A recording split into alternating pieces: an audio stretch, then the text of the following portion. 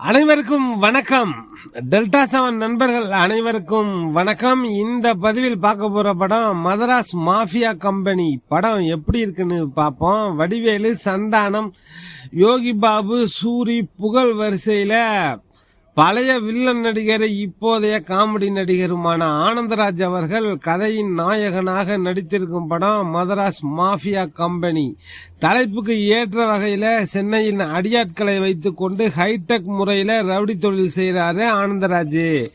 அவர் அட்டகாசம் அதிகமானதுனால அவரை கட்டுப்படுத்தி சட்டத்தின் முன்னால் நிறுத்த போலீஸ் அதிகாரி சம்யுக்தாவை நியமிக்கிறாரு டிஜிபி.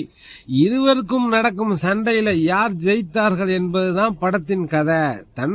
தனது கட்ட பஞ்சாயத்து கலெக்ஷன் அடிதடி வேலைகளுக்கு இன்டர்வியூ வைத்து அவர்களின் தகுதி திறமை அறிந்து ஆள் எடுக்கிற வித்தியாசமான ரவுடி ஆனந்தராஜ்.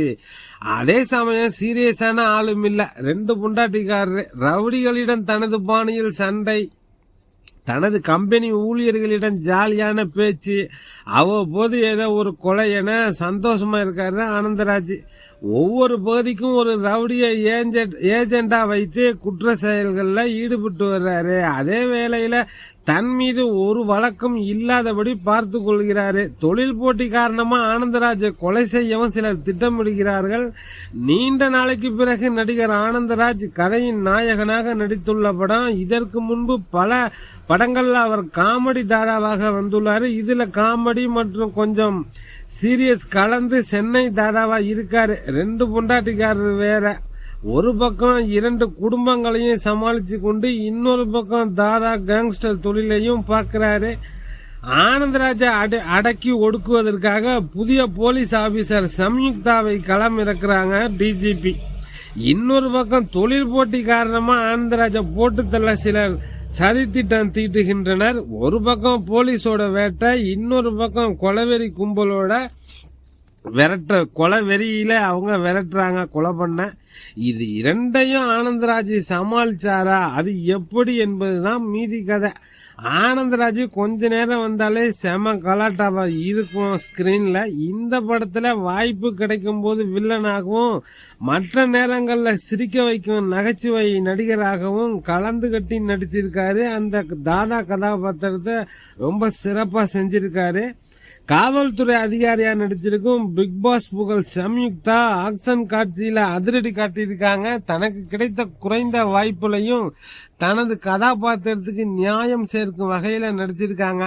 இது முனிஷ்காந்தின் காலம் என்பது போல கொண்டித்தோப்பு வரதன் கேரக்டர்ல நானும் ரவுடி தான் என டம்மி ரவுடியாக முனிஷ்காந்த் அங்கங்க சிரிக்க வைக்கிறாரு. ஆனந்தராஜின் மனைவியா நடிச்சிருக்கும் தீபா சக்காலத்தி சண்டையில அவ்வப்போது சிரிக்க வைக்கிறாரு. ஸ்ரீகாந்த் தேவா இசையில் பாடல்களும் பின்னணி இசைக்கும் குறைவில்லாமல் நிறைவா பண்ணிருக்காரு.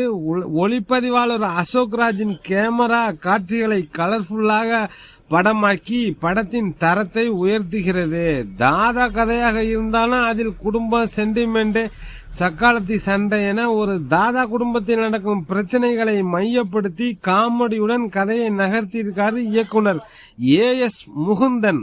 ஒரு ரவுடியின் இறுதிக்கட்ட வாழ்க்கையை ஒரு படமாக சொல்லியதுடன் நகைச்சுவையையும் சமூக கருத்தையும் ஒரு சேர கொடுத்து ரசிகர்களுக்கு கூட்டாஞ்சோறு விருந்து வைத்துள்ளார் இயக்குனர் AS Mukundan. Madras mafia company. Over ஆட்டம் போடக்கூடாதுங்கிறது தான் இந்த படம் சொல்ல வர்ற கதை. டெல்டா 7 நண்பர்களுக்கு நன்றி. மீண்டும் வேறொரு காணொளியில் சந்திப்போம். நன்றிகள் பல பல.